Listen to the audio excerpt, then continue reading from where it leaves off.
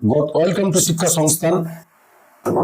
23শে June মাননীয় মুখ্যমন্ত্রী শুভেন্দু অধিকারী মহাশয়ের প্রেস কনফারেন্সের পরে পশ্চিমবঙ্গের শিক্ষা মহলে, পশ্চিমবঙ্গের চাকরি প্রার্থী মহলে অনেক প্রশ্ন জমা হচ্ছে যে স্যার আমাদের থার্ড এসএলএসটি পরের এসএলএসটি কবে হবে। পরিষ্কার বলে দিই যে এই প্রসেস কমপ্লিট করতে করতে 2026-25-এরটা 27শে জানুয়ারি থেকে মার্চের মধ্যে নোটিফিকেশন এবং মে টু জুন জুলাই আগস্টের মধ্যে পরীক্ষা, ডিসেম্বরের মধ্যে রিক্রুটমেন্ট। তাই যারা এখনো বসে রয়েছেন তাদের বলবো আর সময় বেশি নেই, হয়তো বছর খানেক প্রস্তুতি দ্রুত শুরু করুন। থার্ড এসএলএসটি আসতে চলেছে এবং তার আগে আপার প্রাইমারি টেট তাও কিন্তু হচ্ছে, তাও কিন্তু প্রচুর সিট এবং ভ্যাকেন্সি প্রচুর পরিমাণে বৃদ্ধি হবে। তাই প্রত্যেক শিক্ষার্থী নিউ রুলস অনুযায়ী, অর্থাৎ পশ্চিমবঙ্গের রাজ্য সরকার যে নতুন রুলস করেছে যে 60 মার্কসের প্রত্যেক জায়গায় লিখিত পরীক্ষা, 30 মার্কসের একাডেমি এবং 10 মার্কসের ইন্টারভিউ ডেমো।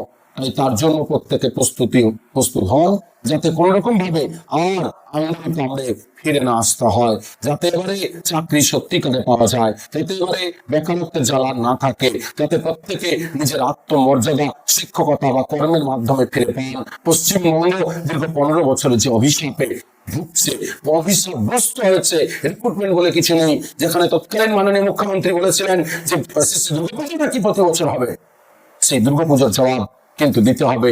এবারে সরকার আসা মাত্র যে পদক্ষেপ নিয়েছে তার জন্য তার সাথে তাল মিলিয়ে চলতে গেলে আমাদের প্রত্যেক শিক্ষার্থীকে, প্রত্যেক ক্যান্ডিডেটকে পড়াশোনা করতে হবে, কোন রকম ফাঁকি নয়। প্রস্তুতি শুরু করুন, নিজের শেষ লক্ষ্য ভেবে ডু এন্ড ডাই, করবো নয় মরবো, অর্থাৎ এই মানসিকতা করেঙ্গে ইয়ে মরেঙ্গে, এই মানসিকতার সাথে এগিয়ে চলুন, যাতে কোন রকম ভাবে কেরিয়ার আর বেকারত্বের মধ্যে না যায়।